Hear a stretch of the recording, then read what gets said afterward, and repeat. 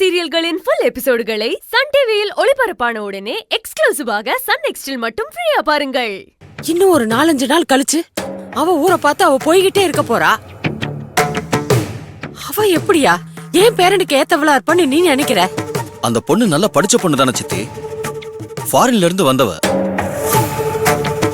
ஒருவேளை உங்க ஆளுங்க மாட்டினாங்கன்னா சத்யமூர்த்தி சாரோட பேரை சொல்லி தப்பிச்சுக்கோங்கன்னு நீங்க சொல்லிருக்கீங்க, அதுதானே? ஏன் ஆளுங்க ஒளிஞ்சுக்கிட்டா போலீஸாலேயே கண்டுபிடிக்க முடியாது அஞ்சலி. அந்த மீனா எங்க இருந்து கண்டுபிடிக்க போறா? அப்போ அவங்கள மீனா கண்டுபிடிச்சது, அவங்கள காப்பாத்தி கூட்டிட்டு வந்ததெல்லாம் எல்லாம் ஏன் பிளான் தான். நான் எப்படி அவங்கள கடத்த சொன்னேனோ அதே மாதிரி மீனாவுக்கும் க்ளூ கொடுத்து அவங்கள மாட்டிக்கவும் சொன்னேன். அப்பதானே சத்யமூர்த்தி இத செஞ்சான்னு அவனை மாட்டி விட முடியும். ஆனா மேடம், உங்க ஆளுங்கள போலீஸ் அரெஸ்ட் பண்ணிட்டாங்க. போலீஸ் அடிச்சு விசாரிக்கும் போது ஒருவேளை உங்க பேரை சொல்லிட்டா? அவங்கள பத்தி உனக்கு தெரியாது அஞ்சலி. அவங்க கிட்ட இருந்து ஒரு உண்மைய கூட போலீஸால வாங்க முடியாது. அது மட்டும் இல்லாம என் வக்கீல் கிட்ட பேசியிருக்கேன். அவங்கள நாளைக்கே வெளியில எடுத்துருவேன். ஓகே சரி, இது எல்லாத்தையும் விடு, இத நான் பாத்துக்கிறேன். உன் தங்கச்சிய ராமுக்கு கட்டி வைக்கிறதுக்கு சிதம்பரம் ஒத்துக்கிட்டானா? இப்பதான் பேசிட்டு வந்திருக்க மேடம். அநேகமா சம்மதிச்சிருவாருன்னு தான் நினைக்கிறேன். படிக்காத ஒரு பொண்ணு என் பையனை கட்டிக்க மாட்டேன்னு சொல்லி போயிடுச்சுல்ல. அதான் வெளிநாட்டுல படிச்ச பொண்ணை கட்டி வைக்கணும்னு முடிவு பண்ணிட்டேன். திரும்ப திரும்ப நீ கோவத்துக்கும் ஆத்திரத்துக்கும் உன் மகனுக்கு கல்யாணம் பண்ணி வைக்க பாக்குற. அப்படி கல்யாணம் பண்ணி வச்சா அது அவன் வாழ்க்கையை பாதிக்காதாயா? விட்றாத அஞ்சலி, எப்படியாவது பேசி கட்டி வை. சரி மேடம். நான் செய்ய வேண்டிய எல்லாத்தையும் செஞ்சுட்டேன். இனிமே எல்லாமே உன் கையில மட்டும்தான் இருக்கு. உன் தங்கச்சி ராம்க்கு பொண்டாட்டி ஆனாதான் நான் போட்டு வச்ச பல திட்டத்தை உன் தங்கச்சிய வச்சு நான் நிறைவேற்றிக்க முடியும். மேடம், இன்னும் கொஞ்ச நேரத்துல என் தங்கச்சி ஸ்ருதி கழுத்துல ராம் தாலி கட்டிட்டான்னு நானே உங்களுக்கு போன் பண்றேன் மேடம். ஓகே சரிங்க மேடம்.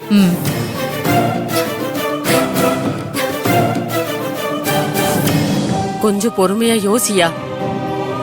உனக்கு இந்த கல்யாணம் நின்னு போனது அசிங்கம்தான், நான் இல்லைன்னு சொல்லல. ஆனா அந்த அசிங்கத்தை மறைக்க மூஞ்சில கரிய பூசிக்க கூடாதியா. நடந்த தப்பு திரும்பவும் நடக்காம இருக்கணும் ஐயா. உன் பையன் வாழ்க்கை காலத்துக்கும் நல்லா இருக்கணும். அதுக்கேத்த மாதிரி நீ ஒரு முடிவெடியா. இத பாரியா, அந்த பொண்ண நான் தப்பான பொண்ணுன்னு சொல்ல வரல. நம்ம ராமுக்கு ஏத்த பொண்ணா இருக்க மாட்டான்னு தான் சொல்ல வரேன். பணக்கார வீட்டு பொண்ணா இருக்கணும்னு நினைக்காதயா. பணம் இல்லைன்னா கூட என் பேரை சம்பாரிச்சிருவாயா.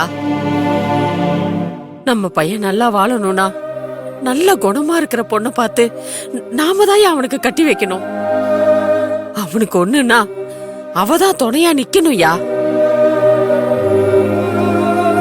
அவனுக்காக துடிச்சு போயிடணும். அப்படிப்பட்ட ஒரு பொண்ணை பார்த்து கல்யாணம் பண்ணி வை. அது வரைக்கும் கொஞ்சம் பொறுமையா இருயா. இன்னைக்கே இந்த கல்யாணம் நடக்கணும்னு நினைச்சு மட்டும் இது பண்ணாதியா.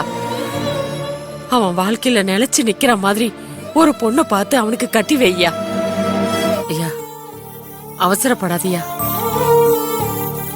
புடிச்சோன்னா கட்டி வைக்கிறதுக்கும் வேணான்னு வெட்டி விடுறதுக்கும் இவன் வாழ்க்கை ஒன்னும் மரம் செடி கொடி இல்லையா. உன் பேச்ச கேட்டுட்டு உனக்கு சத்தியம் பண்ணி கொடுத்துட்டு இப்ப அவன் உட்கார்ந்துகிட்டு இருக்கான்.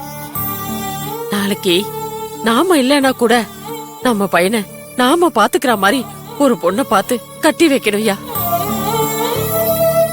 அவசரமா முடிவெடுக்கிற விஷயம் இல்லையா இது.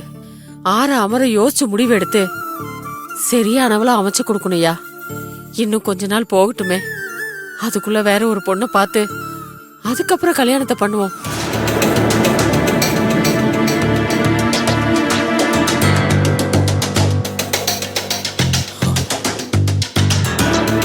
வாங்க.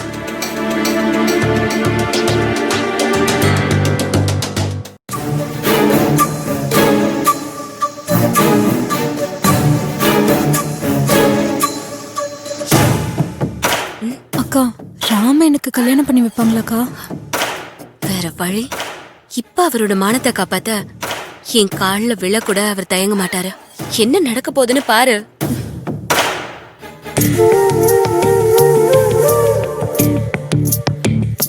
ரேவதி, நீ என்ன முழுசா நம்புறியா? என்னங்க இப்படி கேக்குறீங்க? இல்லம்மா, நான் ஒரு முடிவெடுத்தா அது சரியா இருக்கும்னு உனக்கு நம்பிக்கை இருக்குல்ல? இருக்குங்க. ராம், அப்பா உனக்கு என் மேல நம்பிக்கை இருக்குல்ல? இருக்குப்பா. உன் வாழ்க்கை விஷயத்துல நான் எடுக்கிற முடிவுக்கு நீ கட்டுப்படுவல்ல? கட்டுப்படுவேப்பா.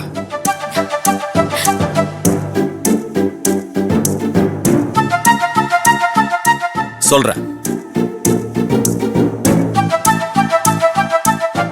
இந்த முகூர்த்தத்திலேயே என் பையனுக்கு கல்யாணம் நடக்கும்.